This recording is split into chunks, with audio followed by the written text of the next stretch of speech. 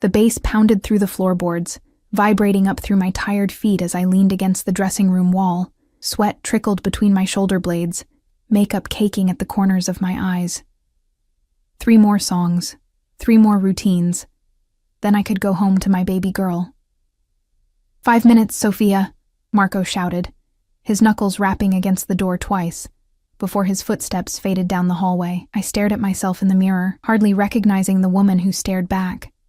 Smoky eyes, red lips, glittering bodysuit that left little to the imagination. This wasn't who I was supposed to be. A year ago, I'd been a college student with dreams of becoming a therapist. Now I was dancing at the Velvet Room, one of Chicago's most exclusive gentlemen's clubs, trying to make enough in tips to keep a roof over our heads and formula in Lily's bottles. The scent of stale cigarettes and expensive cologne hung in the air as I reapplied my lipstick. My fingers trembled slightly. Exhaustion. Always exhaustion these days. Between late nights here and early mornings with a teething 7-month-old, I couldn't remember the last time I'd slept more than 3 hours straight. "You look like shit, Soph," Tanya said, dropping onto the bench beside me, already changed into her street clothes. Her shift was over. Mine was just hitting its peak hours. No offense. None taken. I attempted to smile, but it felt more like a grimace. "Lily's cutting another tooth." Tanya squeezed my shoulder. "You're a good mom. Don't forget that." The words were meant to comfort, but they scraped against my conscience like sandpaper. Good mothers don't strip for strange men. Good mothers don't leave their babies with neighbors 4 nights a week, but good mothers also make sure their children eat. And after what had happened with James, I pushed the thought away. No time for that now. James was gone, taking our savings with him when he discovered I was pregnant. Ancient history. "You've got a request for a private dance," Marco said, appearing in the doorway again. "VIP room." My stomach clenched. I hated private dances, the proximity, the entitled hands that accidentally brushed against me despite the no-touching rule. But they paid 3 times what I made on the main floor. "Who is it?" I asked, sliding into my silver heels. Marco shrugged. "New guy. Table in the corner. Been watching you all night." A chill prickled across my skin despite the overheated room. "I haven't noticed anyone new. You wouldn't. He's not exactly drawing attention to himself. But trust me, you want this one." He tipped the waitress $500 just for bringing him a whiskey. Marco paused, his expression softening fractionally. "It's just a dance, Sophia. 15 minutes. Then you can go home early, with extra cash for the babysitter." The mention of extra money made the decision for me. Mrs. Patel was watching Lily tonight, and though she never complained about my late hours, I always tried to pay her generously. She was one of the few blessings in my life since everything had fallen apart. "Fine," I said, slipping past him into the dim hallway that led to the main floor. The club was crowded for a Wednesday. Men in expensive suits clustered around the stages, eyes fixed on the dancers, drinks in hand. The lighting was deliberately low, casting shadows across faces, creating the illusion of anonymity, as if what happened in the Velvet Room stayed there, separated from the world of daylight and consequences. "Back corner," Marco murmured in my ear, nodding toward the VIP section partially concealed behind velvet curtains. I scanned the area, heart thudding uncomfortably against my ribs. It took a moment to spot him among the shadows. A man sitting alone at the most secluded table. Even from a distance, something about him made me falter mid-step. Not his appearance, though what I could see was striking enough. Broad shoulders under what was clearly a custom suit. Dark hair, closely cropped at the sides, strong jawline shadowed with stubble. It was the stillness that caught me. In a room where everyone else moved, drinking, laughing, shifting to get better views of the dancers, he remained perfectly motionless, like a predator conserving energy before the hunt. And he was watching me, not with the typical hunger or drunken appreciation of the other clients, but with an intensity that felt like being dissected. I couldn't see his eyes clearly from this distance, but I could feel them, cold, assessing, seeing far more than the glitter on my skin. The smart thing would be to turn around. Tell Marco I felt sick. Go home to Lily. Instead, I straightened my shoulders and approached, weaving between tables, ignoring the hands that reached for me. The voices calling invitations. The extra money would mean new winter clothes for Lily. Maybe even start rebuilding the emergency fund that James had emptied. As I came closer, a man appeared at the stranger's side, leaning down to whisper something in his ear. Security, not a friend.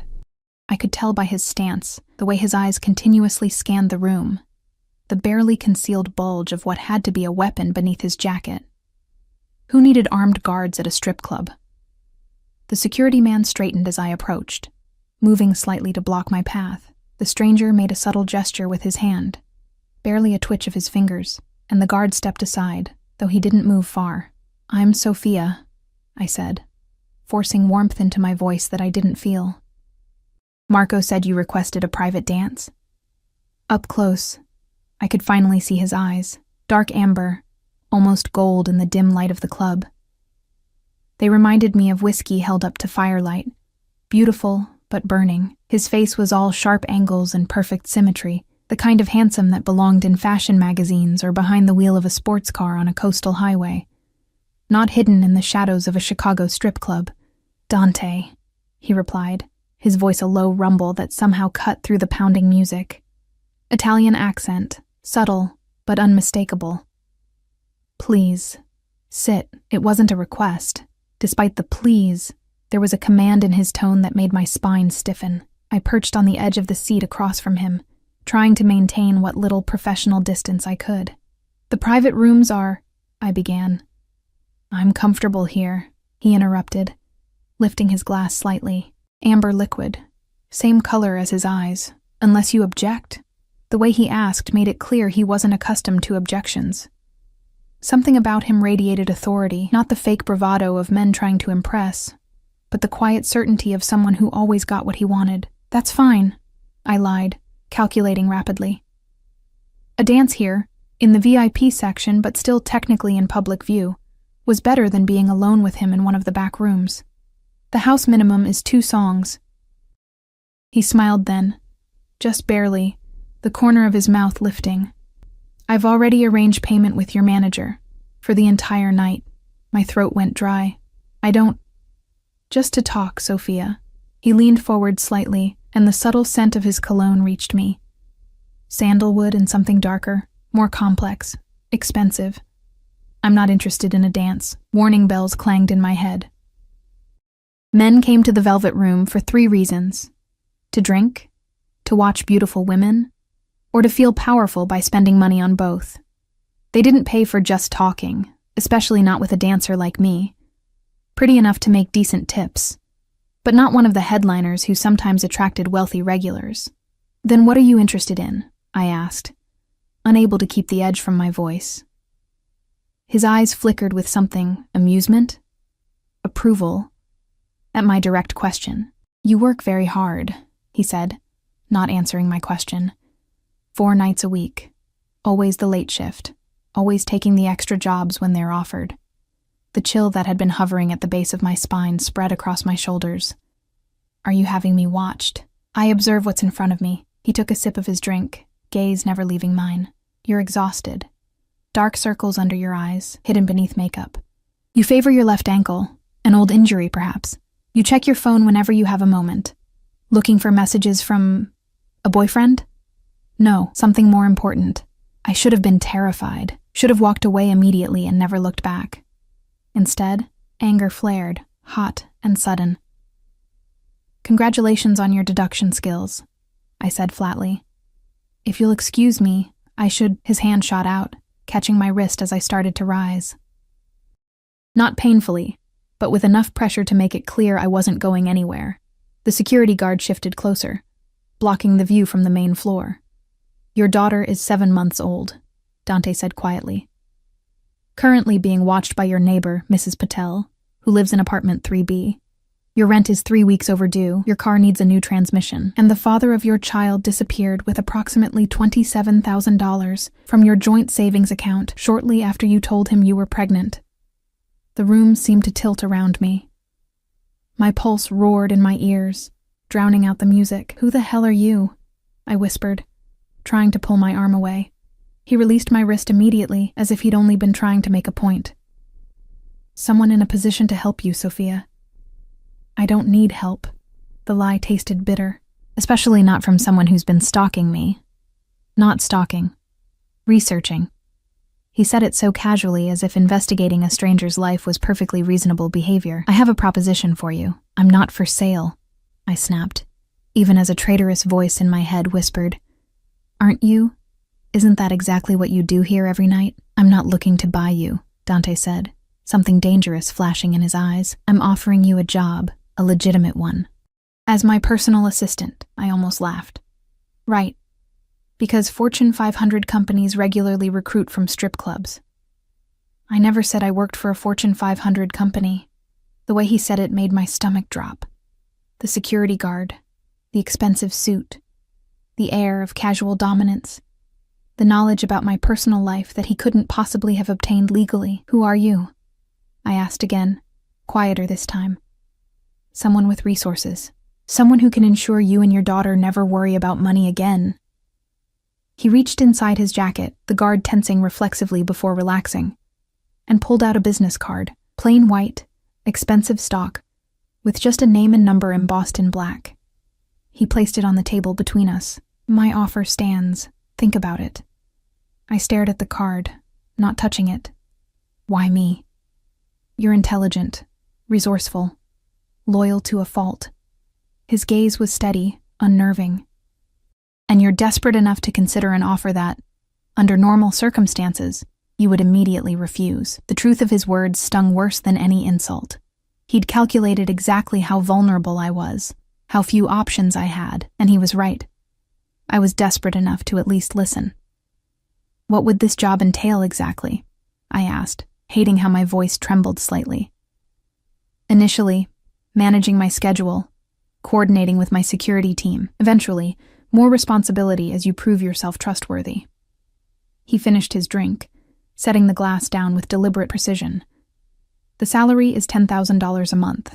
Cash. You'd be required to sign certain non-disclosure agreements, of course. The amount made me dizzy. More than 3 times what I made at the club, even on good months. Enough to move to a safer neighborhood, to start saving for Lily's future, to never have to dance for strangers again. And what's the catch? There was always a catch. No catch. But I require absolute loyalty and discretion. His eyes hardened. I don't give second chances, Sophia. I knew I should walk away. Whatever Dante was involved in, and it was clearly nothing legal, wasn't worth risking my safety or my daughter's future, but the thought of another year in my dingy apartment, another 1,000 nights dancing until my feet bled, another day of counting pennies for baby formula. I need to think about it, I said finally.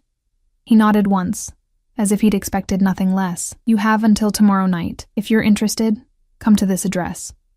He slid a folded piece of paper across the table. 8 o'clock. If not, destroy the card and the address, and we'll never speak again. I should have felt relieved at the easy out. Instead, a strange disappointment twisted in my chest. I should get back to work, I murmured, standing on legs that felt unusually unsteady. Of course.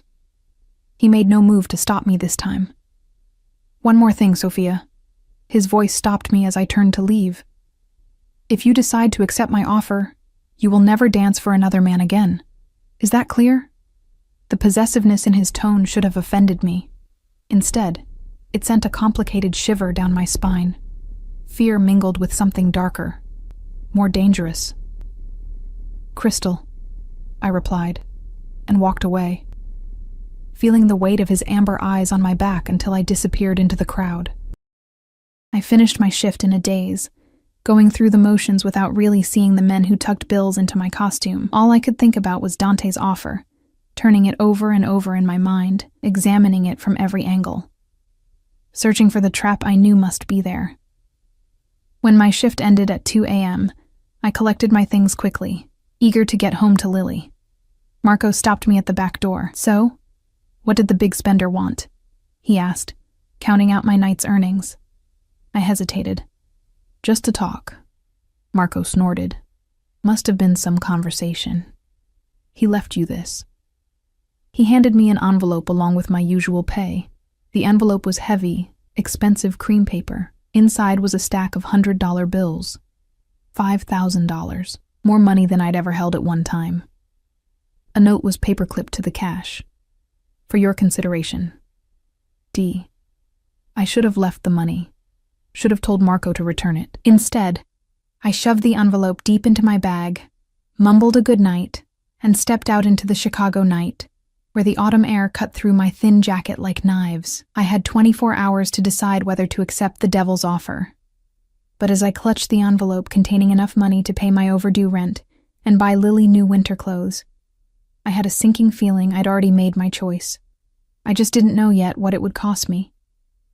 Sleep never came that night. I lay beside Lily's crib, watching her tiny chest rise and fall, her rosebud lips occasionally twitching into dream smiles. The envelope from Dante sat on my kitchen counter, calling to me like a siren song. $5,000, a consideration, a taste of what my life could be if I accepted his offer. By morning, my eyes burned from exhaustion, but my mind was oddly clear. I called in sick to my daytime waitressing job, something I'd never done before. One day's wages wasn't worth leaving this decision to the last minute.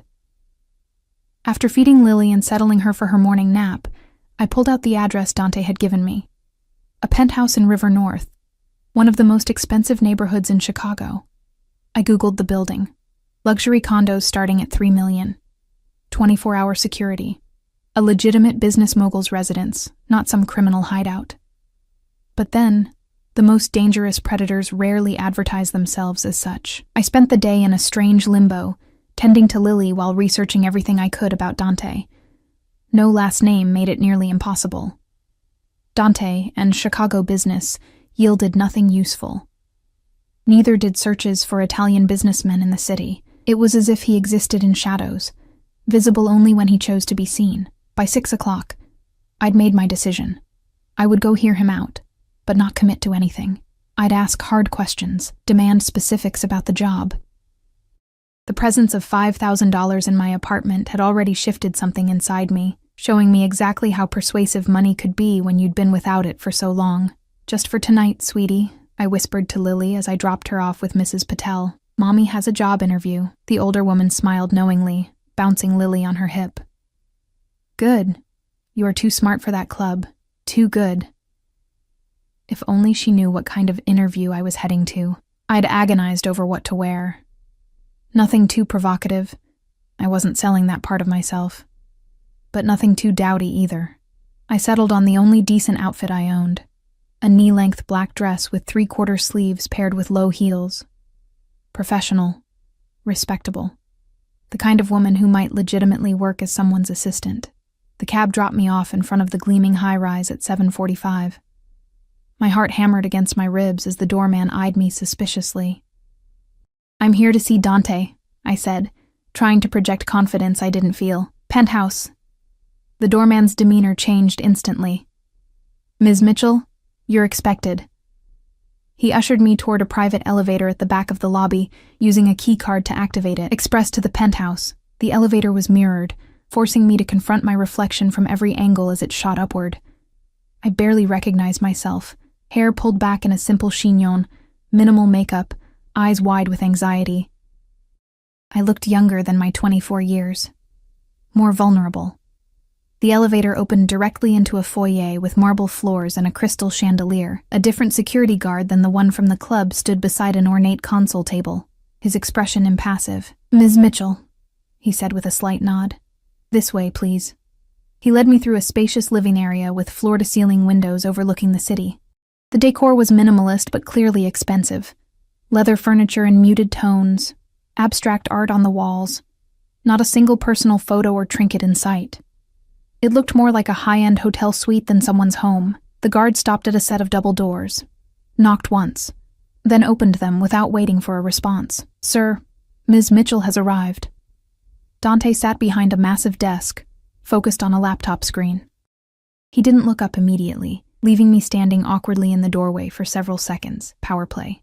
Reminding me who was in control. Thank you, Vincent, he said finally, closing the laptop. That will be all for now. The guard retreated, closing the doors behind him. The subtle click of the latch felt strangely ominous. Dante rose from his chair, and I was struck again by his physical presence. Tall, at least 6'2", with the kind of build that suggested regular workouts, not vanity muscles. He'd exchanged the suit for dark slacks and a charcoal button-down, sleeves rolled to expose forearms corded with muscle. A subtle gold watch was his only adornment. "Sophia?" he said, gesturing to a chair across from his desk. "Please, sit." I remained standing. "Before I do anything, I need to know who you are."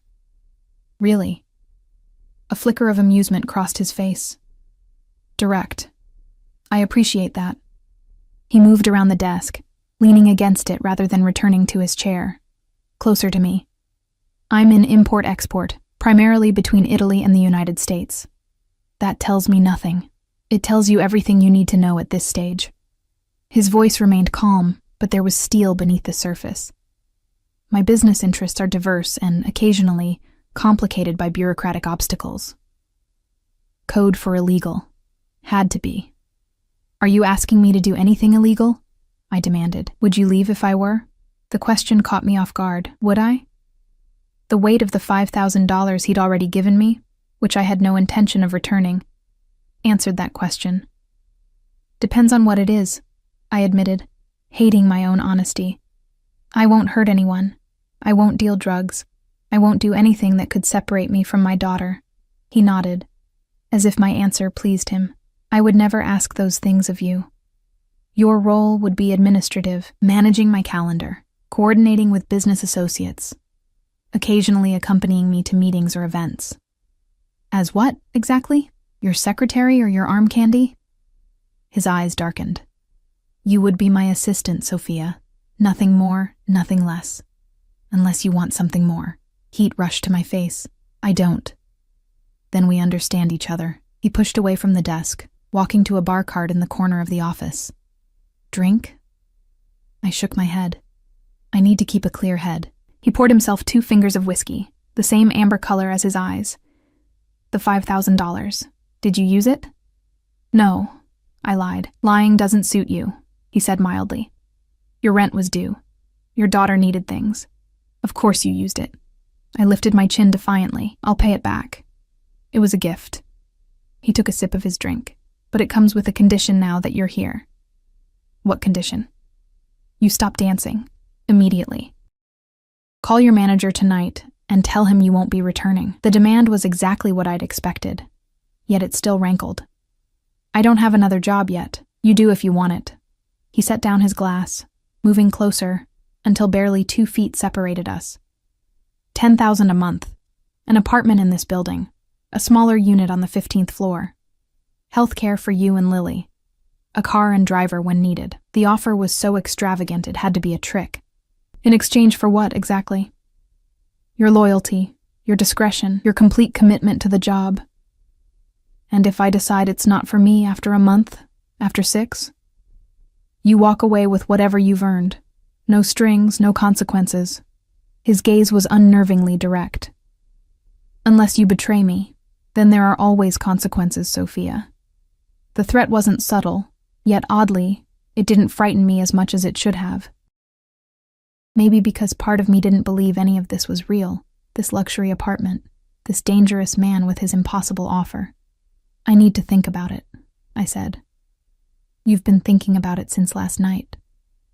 He moved even closer, near enough now that I could smell his cologne, feel the heat radiating from his body. "What's really holding you back? Fear of me?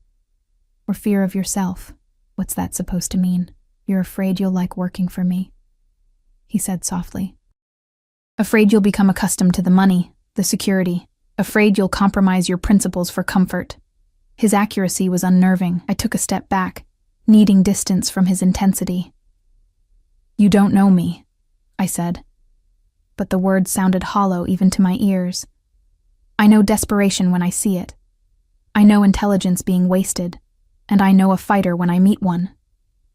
He returned to his desk, opening a drawer to withdraw a folder. "Your contract. Review it. Take it with you if you need time." I accepted the folder with numb fingers. Contract made it sound legitimate, as if this were a normal job offer and not something that felt increasingly like selling my soul. "When would I start?" I asked, surprising myself with the question. "Immediately. Tomorrow morning." He gestured around the opulent office. I'll show you what needs to be done. Vincent will help you move into the apartment this weekend. I haven't agreed to anything yet, I reminded him, even as I clutched the folder to my chest. But you will. The certainty in his voice made me want to refuse just to prove him wrong. You're too smart not to. That was the second time he'd mentioned my intelligence, not my appearance or my body, the things men usually noticed at the club. It was a calculated observation, targeting exactly what I'd lost when I'd dropped out of college to have Lily. I need to get back to my daughter, I said, needing to escape before I agreed to something I'd regret, of course. He pressed a button on his desk. Vincent will see you out. Review the contract. Call the number on my card when you've decided. Vincent appeared almost instantly, as if he'd been waiting just outside the door. Ms. Mitchell is leaving, Dante said. Please ensure a car is waiting. Yes, sir. Vincent nodded respectfully. I turned to go, but Dante's voice stopped me at the threshold. Sophia. Something in his tone made me look back.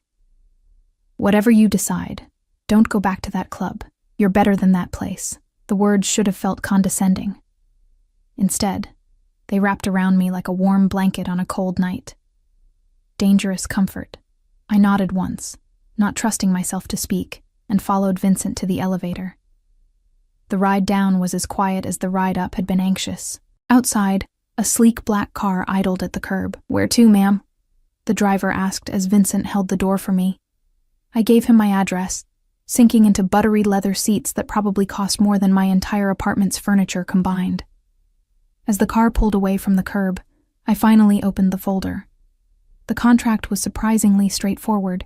Duties outlined clearly, salary as promised, health insurance, even a college fund for Lily. Everything legitimate on paper, though I had no illusions about the nature of Dante's import-export business. By the time the car stopped in front of my dingy apartment building, I'd read the contract 3 times. Nothing hidden in the fine print. No obvious traps. Just a lifeline being offered by a man who was almost certainly dangerous. I thanked the driver and climbed the 4 flights to my apartment, legs heavy with exhaustion and indecision. Mrs.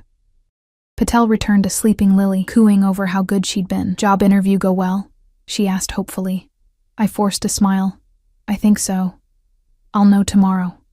After she left, I stood in the middle of my tiny living room, contract in one hand, Dante's business card in the other. The decision should have been impossible. Walking away was the safe choice, the moral choice. But as I looked around at the water stains on the ceiling, the second-hand furniture, the stack of unpaid medical bills on the counter, I knew there was only one real option. I pulled out my phone and dialed the number on the card. He answered on the first ring, as if he'd been waiting. I'll take the job, I said without preamble. But I have conditions.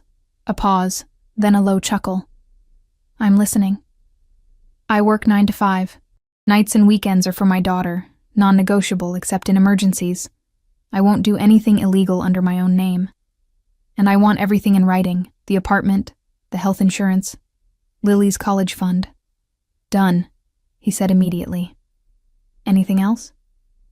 I took a deep breath. I want to know who you really are. What you really do. Before I sign anything. The silence stretched so long I thought he'd hung up. Come back tomorrow morning at 9, he said finally. I'll tell you everything you need to know. And if I don't like what I hear? Then you walk away, $5,000 richer with no obligation to me. His voice softened almost imperceptibly. But you won't walk away, Sophia. You seem very confident about that. I am. No explanation. No justification. Just absolute certainty. Get some sleep. Tomorrow will be a long day. He ended the call before I could respond. I sank onto my worn couch, staring at my sleeping daughter. What had I just agreed to? What line had I just crossed? And why did crossing it feel so terrifyingly right? Morning came too quickly. I woke with a start, momentarily disoriented to find myself on the couch, still wearing yesterday's clothes. Lily's whimpering from her crib pulled me fully awake. As I changed and fed her, a heavy knot of anxiety settled in my stomach. Today I would learn the truth about Dante and his business, and about what I'd really agreed to. We might be moving soon, baby girl, I whispered to Lily as I dressed her in a clean onesie. Her wide blue eyes, so like her father's, though I tried not to think about that, gazed up at me trustingly. She had no idea her mother was possibly making a deal with the devil. To a nicer place, somewhere safe. Mrs. Patel agreed to watch Lily again, her eyes lighting up when I mentioned a possible new job and apartment. Very good, she said, bouncing Lily on her hip. Better neighborhood for little one to grow up. I'd chosen a simple gray pantsuit for today, the same one I'd worn to college interviews years ago, slightly altered to fit my post-pregnancy body. Professional, serious, the kind of woman who made rational decisions, not desperate gambles. The same driver from last night waited outside my building at 8:30 sharp. He didn't speak beyond a polite greeting, leaving me alone with my thoughts as we glided through Chicago's morning traffic. I stared out the window at people hurrying to conventional jobs with conventional paychecks. A week ago, that was all I'd wanted. Normalcy. Stability. Now I was heading toward something else entirely. The penthouse was eerily quiet when Vincent escorted me from the elevator. No sign of Dante in the living area or the office where we'd met yesterday. Mr. Russo is in the dining room, Vincent said, guiding me down a hallway I hadn't seen before. He's expecting you. Russo. Finally, a last name. Another piece of the puzzle. The dining room featured a massive table that could easily seat 20, but only one place was set. At the head. Dante stood by the floor-to-ceiling windows, phone pressed to his ear, speaking rapid Italian. He wore another impeccably tailored suit, this one navy blue against a crisp white shirt. Power and privilege wrapped in bespoke wool. He ended the call when he noticed me, slipping the phone into his pocket with a fluid movement. Sophia. Right on time. He gestured to the chair at his right hand. Please, join me for breakfast. We have much to discuss. I've already eaten, I lied, not wanting to create any sense of indebtedness. His eyes flickered with amusement. No, you haven't. You barely had time to dress and take care of your daughter. He pulled out the chair for me. Coffee, at least? My hesitation was brief. I was running on empty, and today, of all days, I needed to be alert. I sat, allowing him this small victory. Black, please. Vincent appeared with a silver pot, pouring rich, aromatic coffee into a delicate cup, before withdrawing silently. Dante took his seat at the head of the table, close enough that I could see the faint shadow of stubble along his jawline. Did you review the contract? He asked, sipping his own coffee. Thoroughly. I placed the folder on the table between us. It all seems straightforward, almost too straightforward, considering you promised to tell me what you really do. A server I hadn't noticed before appeared, setting down plates of fresh fruit, pastries, and eggs. Dante waited until we were alone again before continuing.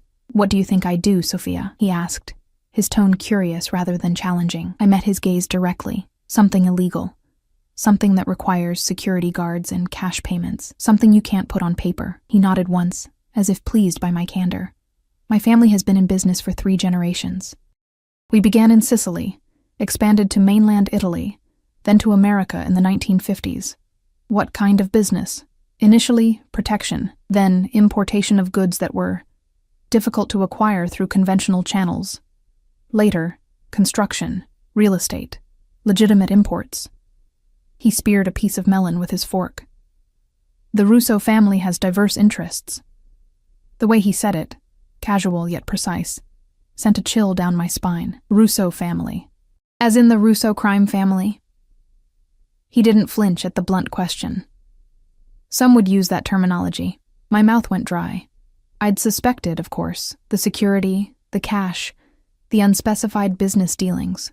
But suspecting and knowing were entirely different animals. You're a mob boss, I said flatly. I prefer businessman with complicated regulatory challenges. A ghost of a smile touched his lips. But yes, in certain circles, I am known as the head of the Russo family enterprise. I should have stood up immediately, should have walked out, called the police, done anything except sit there contemplating whether working for the Mafia was really that much worse than taking my clothes off for strangers. Why me? I asked instead. Why offer a job to a random dancer with no connections, no experience? Dante set down his fork, eyes hardening. You weren't random, Sophia. Nothing in my life happens by coincidence. What does that mean? Fear crept along my nerves like ice water. It means I've been aware of you for some time, your circumstances, your struggle. He paused, something unreadable flickering across his face. Your connection to James Donovan. The name hit me like a physical blow. James? What does he have to do with this? James Donovan worked for me, indirectly. He handled certain financial arrangements through his position at Meridian Bank. Dante's voice had gone cold. When he disappeared with your savings, he also took something of mine. Something considerably more valuable than $27,000. The room seemed to tilt around me. You're saying my ex worked for the mob? James was a money launderer, though I doubt he would have used that term. He saw himself as a financial innovator, exploiting loopholes. Dante's contempt was palpable. When he learned you were pregnant, he panicked. Took your money and $2 million of my family's assets and vanished. Nausea rose in my throat. James, with his finance degree and conservative suits. James, who'd talked about our future, about marriage and a house in the suburbs. James, who'd apparently been a criminal all along. I didn't know, I whispered. I swear I didn't know. Of course you didn't. Dante's expression softened fractionally.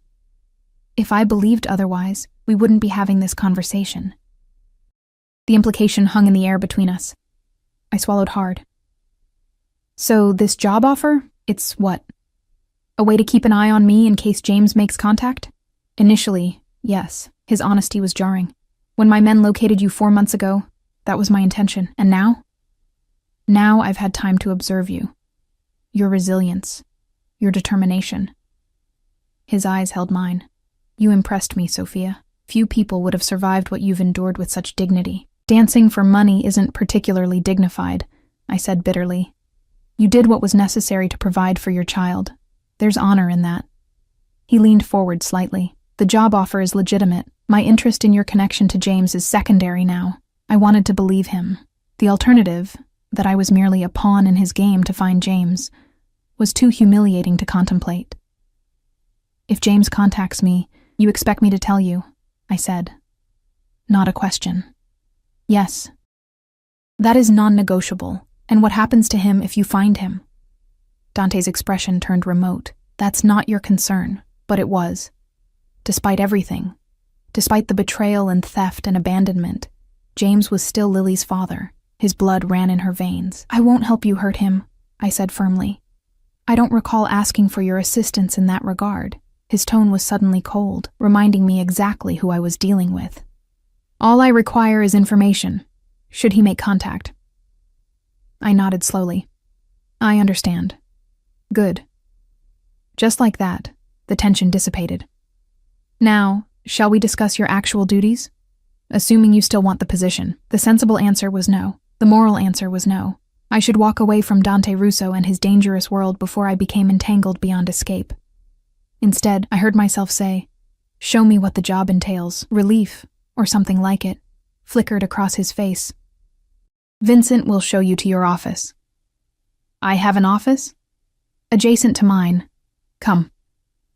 He stood, extending his hand to help me up. A strangely formal, old-world gesture. I ignored it, rising on my own. Small resistances, they would be important in maintaining whatever boundaries remained between us. The office he led me to was smaller than his, but no less impressive. Floor-to-ceiling windows offered the same stunning city view. A sleek desk held a laptop and phone. Bookshelves lined one wall, filled with business volumes and legal references. Your primary responsibilities will include managing my calendar, coordinating with my various business interests, and occasionally accompanying me to meetings or events. Dante moved around the space with casual ownership.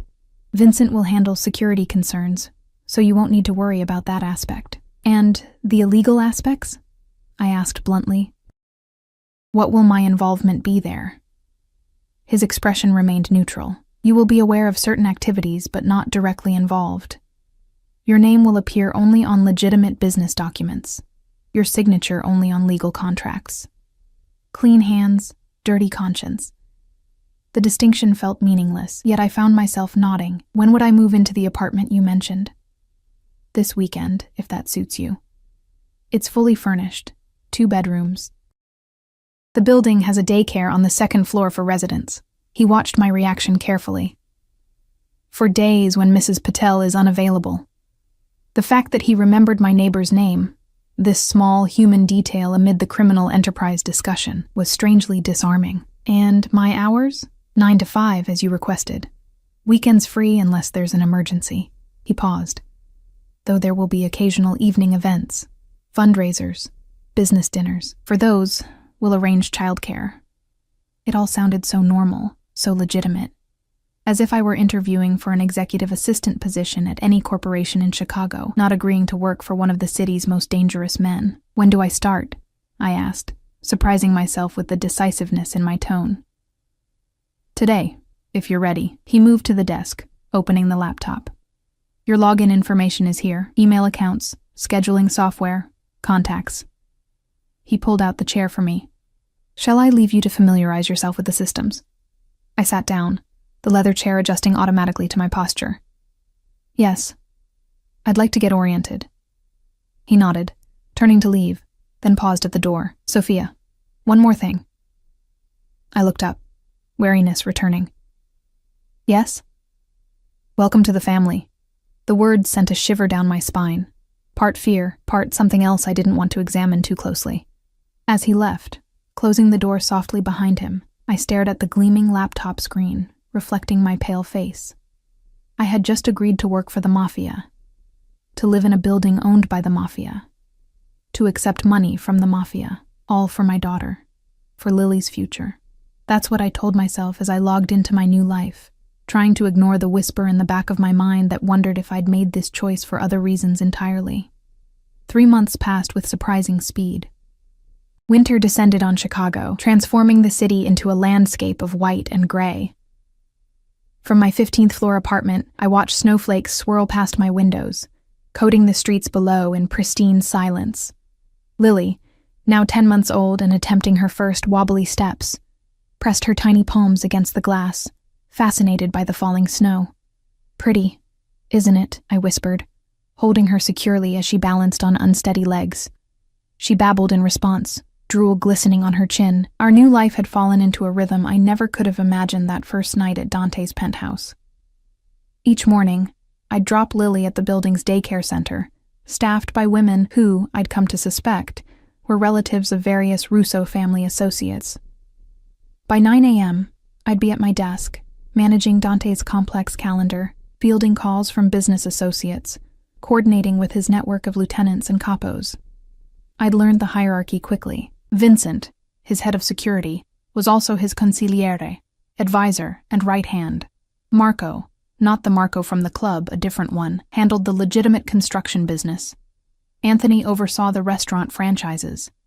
Salvatore managed importing. Each man treated me with a curious mixture of respect and caution, careful never to discuss specific illegal activities in my presence. Dante had kept his word about keeping my hands clean. I processed invoices for construction materials, not weapons. I arranged meetings with restaurant suppliers, not drug connections. Yet I wasn't naive. I knew what occurred in those late-night meetings I didn't attend, in those warehouse inspections scheduled when I was already home with Lily. Ms. Mitchell? The building's concierge, Thomas, appeared at my apartment door, holding a large garment bag. Delivery for you. I accepted it with a nod of thanks, already knowing what it contained. Tonight was the annual charity gala for the Children's Hospital, a legitimate event where Chicago's business elite gathered to donate money and enhance their public reputations. Dante was a major donor, his name prominently displayed despite the whispers that surely circulated about the source of his wealth. And I would be accompanying him, as I had to several similar functions over the past months. Another dress? Vincent's wife Maria asked when she arrived to watch Lily for the evening.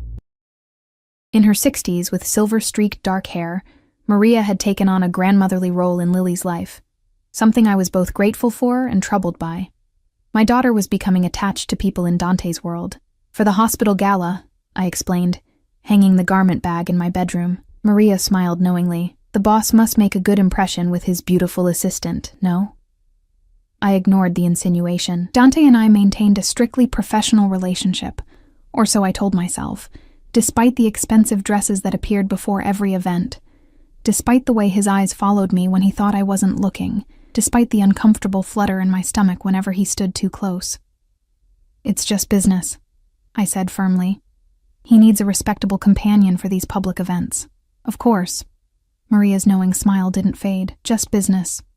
After she settled in with Lily, I retreated to my bedroom to prepare. The dress inside the garment bag took my breath away. Deep burgundy silk, off-shoulder, with a fitted bodice and flowing skirt, elegant, yet undeniably sensual. A note pinned to the hanger read simply, "This color suits you, D." My relationship with Dante had evolved into something I couldn't quite define. Employer and employee, certainly. Perhaps even friends, in moments when his guard lowered enough to reveal the man beneath the calculating exterior. But there was something else simmering beneath the surface, an awareness that neither of us acknowledged. I'd learned pieces of his story over the months. Born in Sicily, brought to America as a child, educated at the finest schools, groomed from adolescence to take over the family business. Now, at 38, he controlled an empire that stretched from Chicago to New York to Sicily. His ruthlessness was legendary in certain circles, yet I'd witnessed unexpected glimpses of compassion, college funds established for employees' children, medical bills paid for associates' family members, genuine distress when one of his men was injured in what was described to me as a business disagreement. At precisely 7 o'clock, my phone buzzed with a text from Vincent. "Car waiting downstairs. Dante never came to my door, never entered my apartment, another boundary carefully maintained." The car ride to the hotel was silent, the privacy partition raised between myself and the driver. I clutched my small evening bag, mentally rehearsing the names of donors and hospital board members I'd need to recognize tonight. My role at these events was clear: to be charming, attentive, and forgettable, to facilitate Dante's networking without drawing attention to myself. The grand ballroom of the Palmer House was transformed for the occasion, crystal chandeliers casting golden light over ice sculptures and towering floral arrangements. I spotted Dante immediately upon entering. He had that effect, commanding attention without effort. In his black tuxedo, he stood apart from the crowd, nodding as an older man spoke animatedly to him. He saw me the moment I crossed the threshold, his conversation faltering mid-sentence. Something flashed in his eyes: appreciation, possession, hunger, before his expression returned to polite interest. He excused himself from the older man and moved toward me with that predator's grace I'd come to recognize. "Sophia." His eyes traveled from my carefully styled hair to the burgundy dress to the matching heels. "You look exquisite." "Thank you," I replied, accepting his offered arm. "The dress is beautiful. The dress is merely fabric." His voice lowered. "You make it exquisite." Heat rushed to my cheeks. These moments of undisguised admiration were becoming more frequent, more difficult to deflect with professional courtesy. "I memorized the guest list," I said, changing the subject. "The hospital's new chief of surgery is looking to discuss the pediatric wing donation." Dante's mouth curved slightly. "Always prepared. What would I do without you?" "Pay someone else an exorbitant salary to manage your calendar," I suggested, the teasing tone coming more naturally now than it once had. He laughed, the sound drawing glances from nearby guests, unaccustomed to seeing the notorious Dante Russo display genuine amusement. "Perhaps, but they wouldn't challenge me the way you do." The night proceeded as these events typically did. Champagne flowed, checkbooks opened, Dante moved through the crowd with practiced charm. I remained at his side, supplying names, facilitating introductions, noting potential business connections for follow-up. A perfect professional partnership, until the moment it wasn't. "Sophia Mitchell?" A familiar voice froze me mid-conversation. "Is that really you?" I turned slowly, dread pooling in my stomach. Richard Vance, my former academic advisor, stood before me in a slightly rumpled tuxedo, confusion evident on his kind face. "Dr. Vance," I managed, fighting to keep my expression neutral. "What a surprise." "Indeed. When you stopped attending classes, I assumed—" He broke off, gaze shifting to Dante, who had materialized at my side with predatory alertness. "Oh, I'm sorry. I'm interrupting." "Not at all." Dante's voice was smooth, but I felt the tension radiating from him. "Dante Russo. And you are?" "Richard Vance. I was Sophia's advisor at Northwestern before she—" He hesitated, discomfort evident.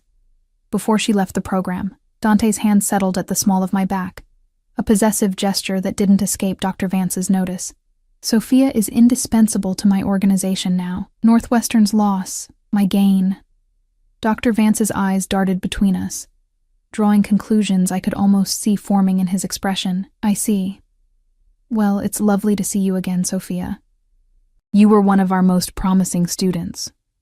"Thank you," I replied, throat tight with suppressed emotion. This man had once believed in my potential, had written recommendation letters for graduate school scholarships, and now he was looking at me with thinly veiled pity, assuming I'd traded academic ambitions for the role of gangster's moll. "If you'll excuse us," Dante said, not really a question. "We have other guests to greet." He guided me away, his hand firm against my back. Once we were safely across the ballroom, he stopped near a quiet alcove. "Who is he to you?" he asked, voice low and controlled. "Just my former advisor, from before Lily." I took a steadying breath, before everything fell apart. Something shifted in Dante's expression. A softening around the eyes, a slight furrow between his brows. "You never told me what you were studying." "Psychology. Developmental psychology." The words felt like they belonged to another person, another life. "I wanted to work with children, and you were good at it." Not a question. "I was, yes." Dante was quiet for a moment, watching me with that intense focus that seemed to peel away layers. "You could go back." The suggestion caught me off guard. "What?" "To school. To finish your degree." His tone was matter of fact. "Your contract includes educational benefits. I assumed they were for Lily, but there's no reason you couldn't use them." The offer dangled before me like a lifeline to my former self. "I have a job. I have responsibilities to you. We could adjust your hours, find a solution." He stepped closer. His scent, that now familiar blend of sandalwood and something uniquely him, enveloping me. "You're capable of more, Sophia. I've always known that." The moment stretched between us, charged with something beyond employer and employee, beyond the boundaries we'd established. His hand moved from my back to my bare shoulder, fingers tracing the edge of the burgundy silk. "Why are you doing this?" I whispered, unable to look away from his amber eyes. "Because Dante Russo!" A booming voice shattered the moment. A heavy-set man in an expensive but ill-fitting tuxedo approached, hand extended. "Been trying to catch you all night." Dante's expression closed instantly, the vulnerable moment gone as if it had never existed. He turned to the newcomer with practiced charm, though his hand lingered on my shoulder a second longer than necessary. The rest of the evening passed in a blur of forced smiles and meaningless conversation. The connection, or whatever it had been, didn't return. By the time we left the gala, the professional distance had been fully restored. In the car, Dante sat farther away than usual, staring out at the snow-covered streets. "I meant what I said," he finally spoke as we neared our building. "About school, about adjusting your role." I studied his profile in the dim light. "Why is it important to you, what I do with my life beyond working for you?" He turned to me then, expression unreadable. "Because I've taken choices from many people, Sophia. I don't want to take them from you." The admission hung in the air between us, more intimate than any touch could have been. This dangerous man, who ordered killings with the same ease that he ordered coffee, was concerned about my autonomy, my future. "Thank you," I said softly. "I'll think about it." When the car stopped, he surprised me by exiting first and extending his hand to help me out, not his usual protocol. As I placed my fingers in his, electricity sparked between us, impossible to ignore. "Good night, Sophia," he said, his voice lower than usual. He lifted my hand to his lips, a formal gesture that somehow felt more intimate than a kiss. "Good night, Dante," I replied, withdrawing my hand and retreating to the elevator before I could do something unwise. In my apartment, I found Maria asleep on the couch, Lily long since settled in her crib. I thanked the older woman quietly and saw her out, then stood in the silent living room, still feeling the phantom pressure of Dante's lips against my skin. I was falling for him, despite knowing exactly who and what he was. Despite the violence that funded the luxury surrounding me, despite everything. And from the way he'd looked at me tonight, I suspected the feeling might be mutual. A realization far more terrifying than any threat the outside world could pose. Spring arrived in Chicago, melting away the last vestiges of winter. My life had transformed yet again in the month since the charity gala. I'd taken Dante's suggestion and enrolled in evening classes at Northwestern, resuming my pursuit of a psychology degree. 3 nights a week, after putting Lily to bed, Maria would stay with her while I attended lectures, slipping back into academic life with surprising ease. Dante had reorganized my work schedule without complaint, ensuring I had time for both my job and studies. Something had shifted between us since that night at the Palmer house, a new understanding, unspoken but palpable. He treated me with increased respect, seeking my opinions on legitimate business matters, creating opportunities for me to use my mind rather than just manage his calendar. The dangerous attraction remained, carefully contained beneath professional interactions, occasional lingering glances, fingers brushing when passing documents. That peculiar tension when we found ourselves alone in his office. Neither of us acknowledged it directly, maintaining the safe distance of employer and employee. Until the night everything changed. I was working late, finalizing arrangements for Dante's trip to New York. Lily was staying overnight with Maria, who had become more grandmother than babysitter to my now 13-month-old daughter. The penthouse was unusually quiet, Vincent and the security team occupied with some matter Dante had deemed best handled without your involvement. I'd learned not to ask questions about such things. The sudden crash from Dante's office sent me running down the hallway, heart pounding. I found him standing amid shattered glass, breathing heavily, knuckles bloodied. The remains of what had been an expensive crystal decanter lay scattered across the floor, whiskey seeping into the carpet. "Dante?" I approached cautiously, scanning for signs of what had triggered this uncharacteristic loss of control. He didn't turn, his broad shoulders rigid with tension. "You should go home, Sophia. You're bleeding." I moved closer, ignoring his warning. "Let me help." I said go home. His voice was dangerously quiet. I should have listened, should have respected the clear dismissal. Instead, I rounded the desk to face him directly. What I saw shocked me. Dante Russo, always composed, always in control, looked utterly shattered. His eyes were red-rimmed, his typically immaculate hair disheveled as if he'd repeatedly run his hands through it. On his desk lay a stack of photos. Surveillance photos, I realized with a chill. One had fallen to the floor near my feet. I picked it up, my blood turning to ice. James. Older, thinner, with a beard and different hair color, but unmistakably James, standing outside what appeared to be a cafe, arm around a pregnant woman. "When were these taken?" I asked, voice barely above a whisper. 3 days ago, Montreal." Dante's eyes were fixed on my face, gauging my reaction. He has a new identity, new family. The knowledge should have hurt, should have ripped open old wounds. Instead, I felt a strange, detached acceptance. He's not coming back. No. Dante took the photo from my trembling fingers. He's not. What will you do to him? The question I'd avoided asking for 6 months. Dante's bloodied hand clenched around the photo, crumpling it. What I should have done a year ago. He's going to be a father again. The words tumbled out before I could stop them. "Whatever he stole from you, this isn't about money." Dante's voice was ice. It never was. Then what? Betrayal. He spat the word like poison. He was trusted, brought into my organization on my recommendation. And he repaid that trust by stealing and disappearing. He moved closer, eyes burning with controlled fury. "No one betrays the family and lives, Sophia. No one." The ruthless declaration should have frightened me, should have been a stark reminder of exactly who and what Dante Russo was. Instead, I found myself reaching for his injured hand, examining the cuts from the shattered decanter. "This needs cleaning," I said quietly, choosing the safer topic. "Come with me." To my surprise, he allowed me to lead him to the executive bathroom attached to his office.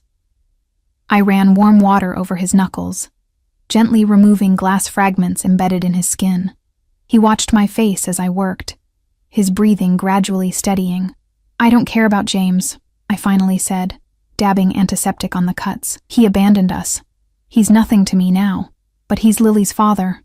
I looked up, meeting Dante's intense gaze. Biology doesn't make someone a father. Being there does. Caring does. Something shifted in his expression. A softening.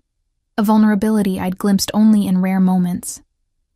"You've never asked about Lily's paternity benefits in your contract. What do you mean?"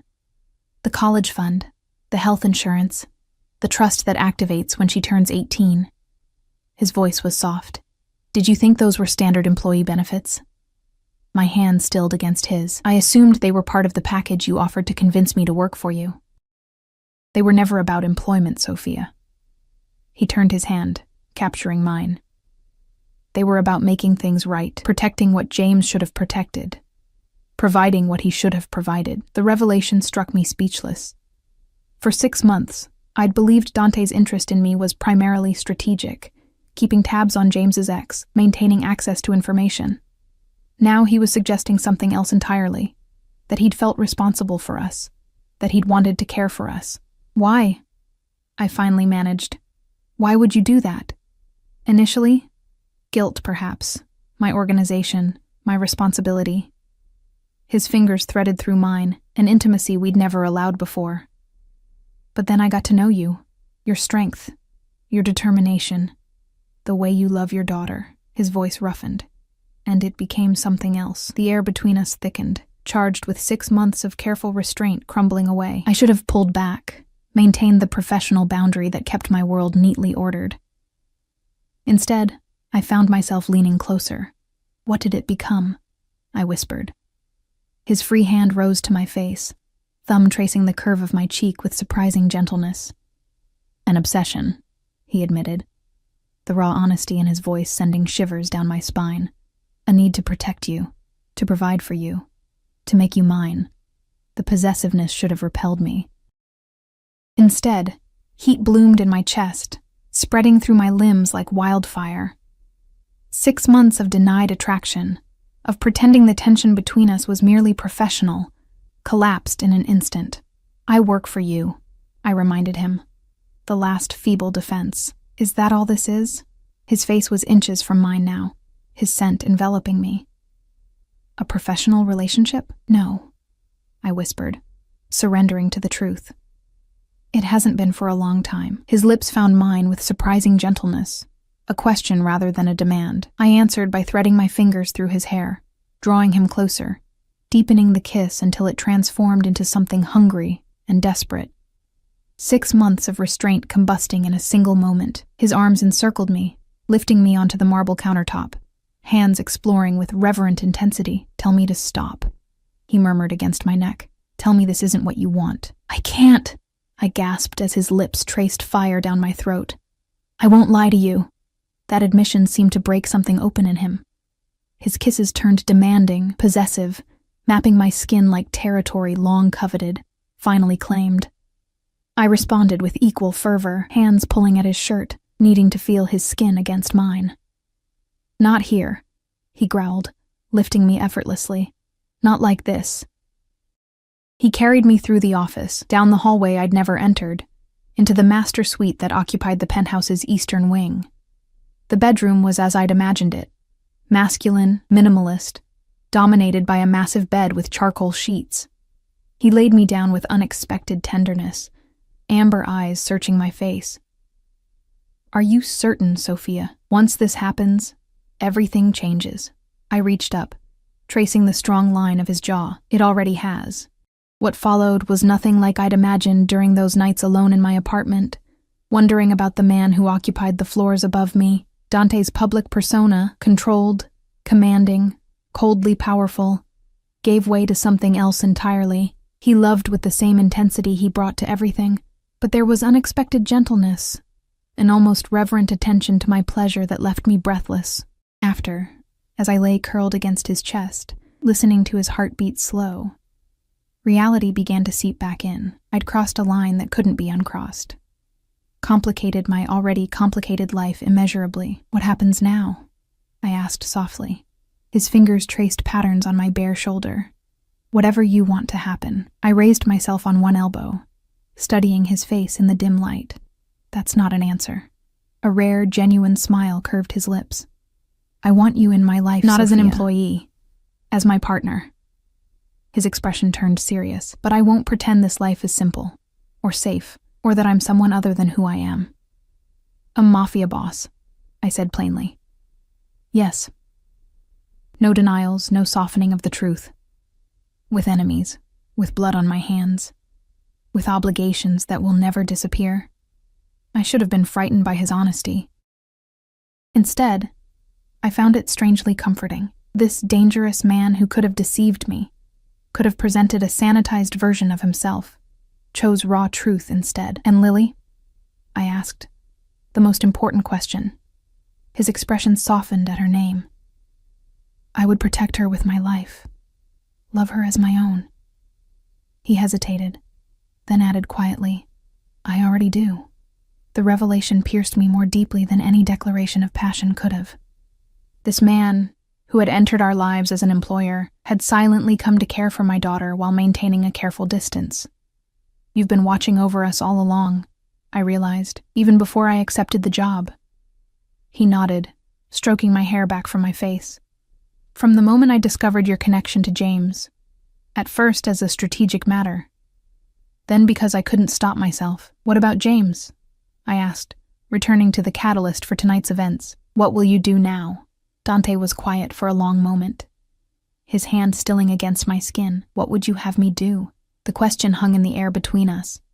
A test, a turning point, a measure of who I had become in these months within his world.